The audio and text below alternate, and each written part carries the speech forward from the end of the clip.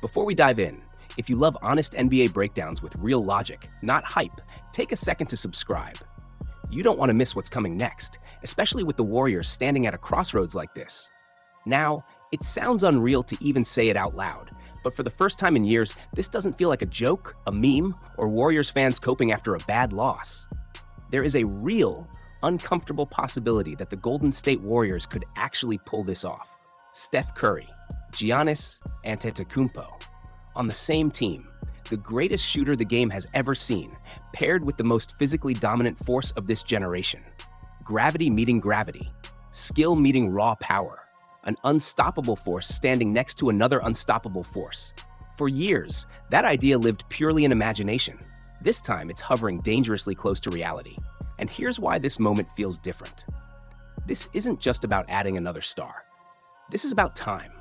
The Warriors know it. The league knows it. And Steph Curry definitely knows it. This is the final window, the last real chance to give Steph Curry the kind of farewell run that legends rarely get. A run where the front office doesn't hesitate, doesn't protect the future, and doesn't ask him to carry everything alone one more time. Because now, Giannis is officially on the table. After months of speculation, coded quotes, and post-game body language being analyzed frame by frame, the league finally heard what it was waiting for. Giannis has requested a trade. And once that door cracked open, everything changed. Every front office instantly picked up the phone. Every fan base started dreaming. Because when a top 3 player on the planet becomes available, the entire NBA reshuffles itself overnight. But here's the part nobody wants to say out loud. Despite still being dominant, despite averaging nearly 30 points per game and scoring at career-high efficiency, Giannis is no longer viewed as untouchable. He's 31. He's dealt with injuries. And teams are quietly asking themselves a scary question. Is it worth gutting an entire decade of draft picks and young players for what might be a short window? And that hesitation? That's where the Warriors see opportunity. Because for the first time in the Steph Curry era, a true MVP-level player is available at a moment when Golden State still has future draft capital intact. Picks they've protected for years. Picks fans have begged them to trade. Picks they refused to move until now. According to multiple league sources, Milwaukee hasn't shut the door on Golden State's offer. They're listening. They're weighing the value of a full reset against holding on too long. This isn't a guarantee. It's not destiny, but it's real enough to matter. And for the Warriors, chances like this don't come twice. Those draft picks might end up being the difference between Giannis wearing a Warriors jersey or watching him land somewhere else while Golden State is left explaining what went wrong. And this is where things get interesting, because something said recently by a league insider quietly shifted the entire conversation. Not with hype, not with guarantees, but with clarity. The kind of clarity Warriors fans haven't had in years. The message from around the league has been consistent. Milwaukee's asking price centers on 2 things, either a truly elite young prospect or a massive surplus of future draft capital. And that detail matters because it changes who's actually in this race. Not every team, just a few. And once you narrow it down, the Warriors suddenly look a lot more dangerous than people want to admit. Here's the reality. Golden State is not bidding against the entire NBA. They're competing against a small group of teams that keep coming up again and again. Minnesota, Miami, and New York. And when you break those teams down asset by asset, the picture shifts fast. Minnesota technically has a blue-chip young star, but that player isn't available. Everyone else on that roster? Good players, valuable pieces, not franchise-altering centerpieces. Miami isn't moving their foundational star, and while they have scorers, the league has shown time and time again that it doesn't value those pieces the way fans think it does. New York has talent, but their asset cupboard isn't as deep as it looks, and much of that talent isn't young enough to headline a full rebuild. This is where Golden State quietly separates itself. The Warriors have something Milwaukee wants: flexibility. They have future draft picks they've protected for years. And they have young players, real rotation players, that the league doesn't see as useless throw-ins, no matter how loud social media gets. There's been this narrative floating around that guys like Moses Moody, Brandon Podziemski, or even Jonathan Kuminga are garbage assets, that they're meaningless, that they're just salary filler. That simply isn't how front offices operate. Yes, Kuminga's situation has been messy. Yes, his role has been inconsistent.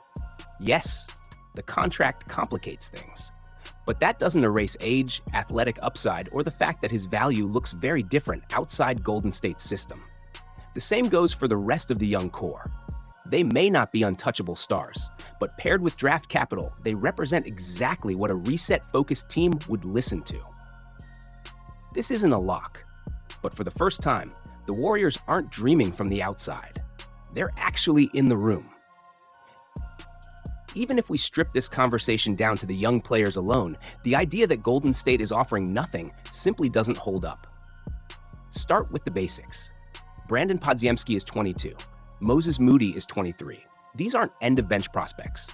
These are rotation players who, before major midseason changes, were logging close to 30 minutes a night on a team that ranked among the top tier of the Western Conference. That matters more than hot takes ever will. Both players bring real, translatable skills. They shoot the three at a respectable clip, they defend their positions, they understand team concepts. Podziemski, in particular, impacts games in ways that don't always scream on a box score. He rebounds aggressively for his size. He makes the extra pass. He disrupts passing lanes. He plays with urgency. Those are the exact traits rebuilding teams value when they're trying to establish a culture, not just chase numbers. The negative asset narrative only exists because of where these players play. Golden State is one of the most scrutinized environments in the league. Every mistake is magnified. Every quote is clipped.